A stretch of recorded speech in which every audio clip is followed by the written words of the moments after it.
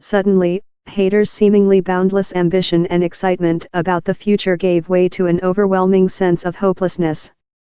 I remember the day it got rescinded. I was crying so badly, just broke down, she said.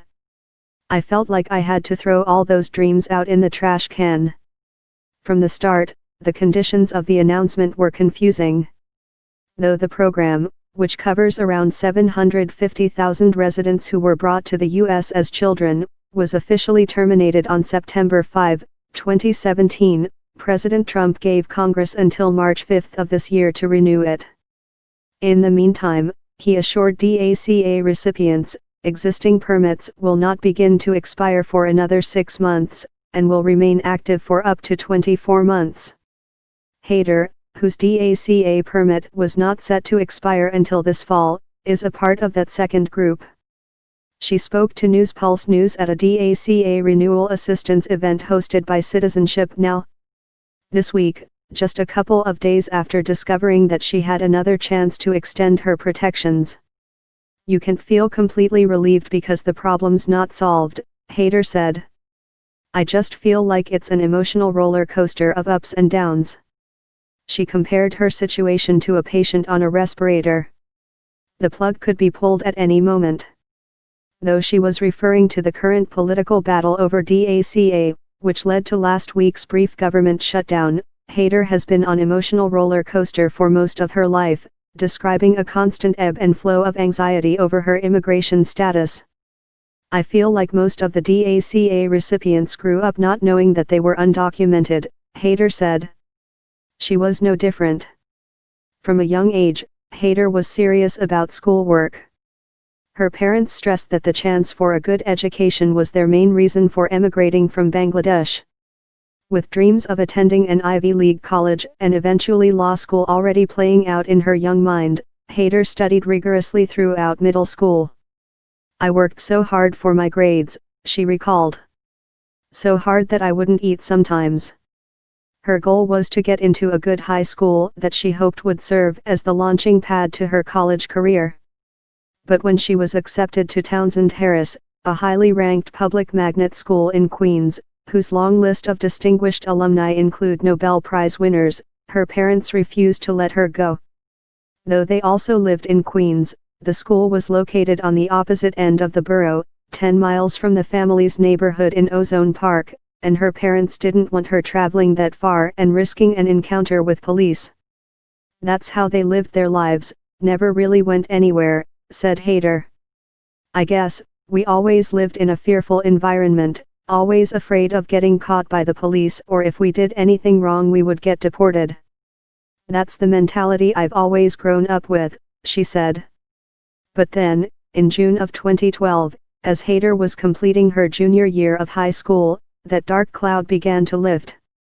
Amid another political stalemate over immigration reform, then President Barack Obama signed an executive order creating renewable 2-year permits that would allow certain qualifying undocumented young people to live and work openly in the U.S. It was hard to believe, she said, describing the period of adjustment to the new freedoms she received under DACA.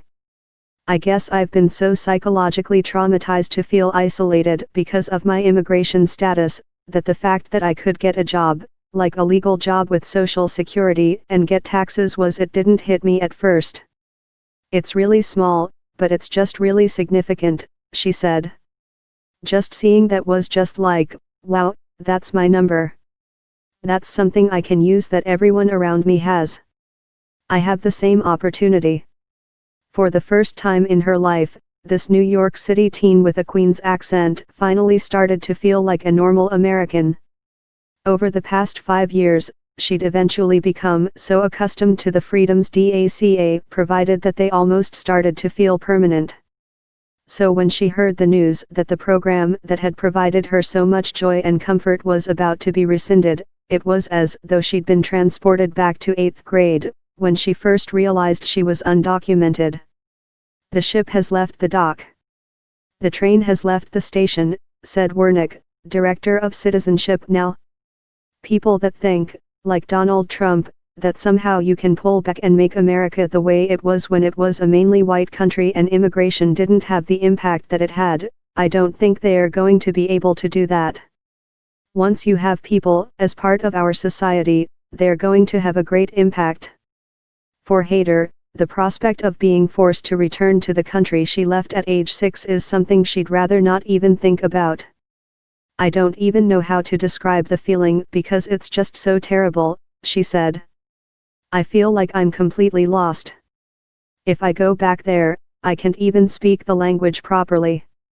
I can't read it, I can't write in it. But it's not just being deported to a country she hardly remembers that terrifies her. She's under immense pressure from her parents and others close to her to marry a citizen so she can remain in the US, a path she's adamantly against. All the friends that I know who came here undocumented, they got married, she said. Her older sister, now 33, did the same thing. Especially because in the community I'm from reporting abuse is very stigmatized, she continued, describing the patriarchal aspects of Bangladeshi culture. Even in a normal case of divorce, you're considered a failure because you couldn't keep your marriage. I guess back there people place more emphasis on collective values, thinking about others before yourself, she said. I grew up here so I have more individualistic values. I'm trying to get it in fast but I don't want to be careless, she said. That's why I didn't file it today. Before I knew that I could renew it, I kind of lost all motivation, she said, noting that she would have taken the LSATs this week if her plans hadn't been derailed back in September.